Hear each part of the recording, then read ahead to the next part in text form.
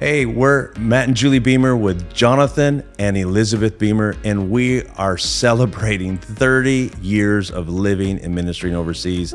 And to do that, we're going to be sharing stories both today, Club 1040 Day, and throughout the year coming. We'll be dropping different stories, different podcasts, and things like that to show you how your investment in Club 1040 is making an impact throughout the Middle East and North Africa, and to talk about how by the year 2030, we want to see that impact expand and continue in a strong and more quick way. So make sure you don't miss out, and also help us out by sharing these with your friends as well. Spread the word, because the more we get this word out, the more we can do, the more quickly we can do it together.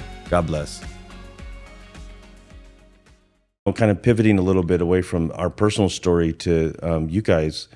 One of the things I recognized is when we moved from Nigeria, when we felt like the Lord wanted us to move from England to Nigeria, there were a lot of people that cautioned us. You have two small children, 9 years old, 11 years old. And they were like, in fact, I went to the American embassy before we moved, and I went to the deputy consular, kind of like the deputy ambassador there. And I'm like, I'm just here to talk to you to, get some advice and stuff like that. What are some things I need to be thinking about when I move my family? And she's like, don't move here. Yeah. She's like, people die here. There's disease here. Why would you move your small And you were children? like, let's go. Kinda. But I learned at that point that a lot of people worked in the State Department and things like that. They just have such a downer view of things. And for us, we were always super excited to be in the places where God called us to. Yeah. But looking back, I think in some ways, how old were you when we moved? Like 11. You just started 10 or 11. You just started secondary school at Cannon Slade. 7th grade in Cannon Slade, but it would have been 6th grade in the U.S. Yeah. And I love it. I remember one day, because you guys had to ride the public bus. Mm-hmm. I don't know if a lot of people listening realize how that works. In England. The kids, they don't have the yellow buses in England. We have the double deckers.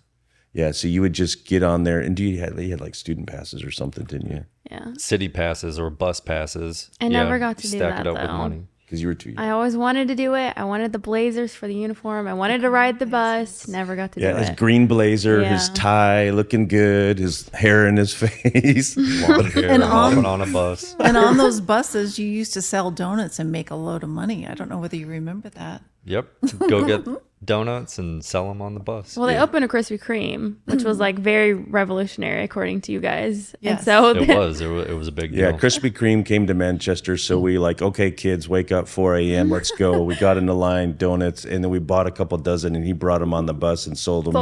Yeah. Yep. But I remember one time you came home, and you had yogurt all over you. What?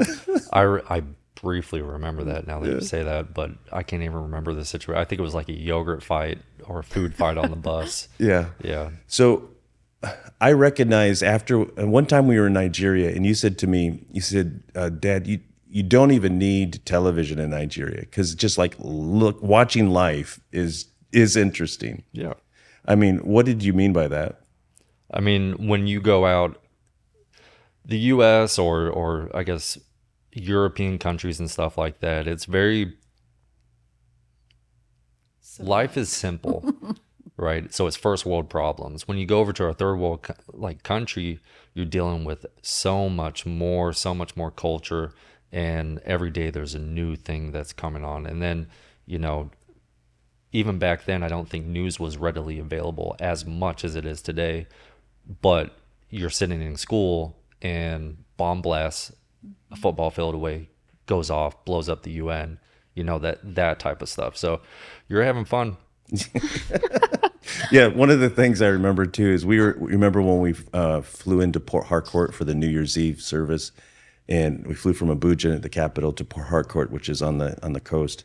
And there's a lot of kidnappings and stuff. Oil workers got kidnapped and held for ransom and stuff like that. And so when they picked us up from the airport, the ministry did, we had this big Hummer that we got in, and there's, security and front and back all around us. And you hear Julie Beemer underneath her breath. I was probably pleading the blood of Jesus every single time. Mom, or you're not. Yes.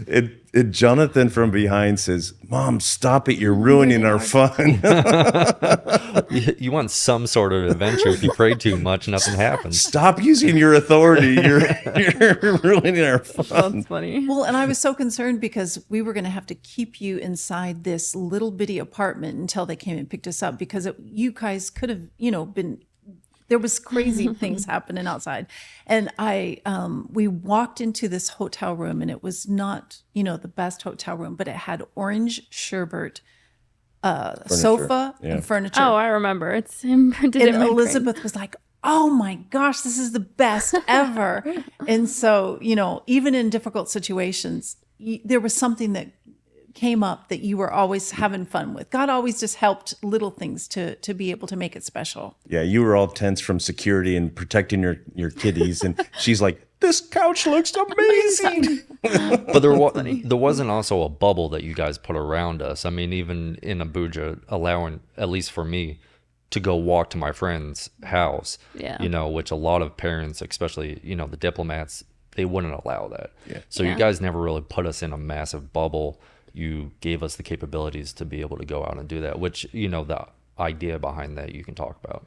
Yeah. So, I mean, that brings us back to that adventure side of things. I know, looking back, that if we would have stayed in England, which is what everybody said was the safe thing and the thing that would have been best for you guys, I know that you would have looked for adventure. You especially would have looked for adventure in ways. Well, we've got stories about you and adventure too, but I know you would have looked for adventure in ways that you're at that age where you would have found adventure, and it wouldn't have been adventure that would have been healthy adventure.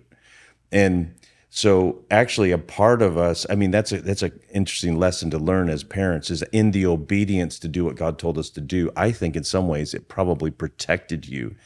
And so I always tried to feed that in different ways. And one of the ways we did that is at Christmas time, I knew that because there wasn't a lot to do in Abuja, as far as we lived out of the safety ring. So any of your friends, they could not come visit you at our apartment. So we would have to take you to different places, and they would not let you come out to your initially place. Though we did live within the safety ring. One thing I will say though is that you came to me specifically, I remember, and you're like, "Listen, we're moving to this place. It's not going to be the funnest place to live, but if you ever need to go anywhere, I promise that I'll make it happen."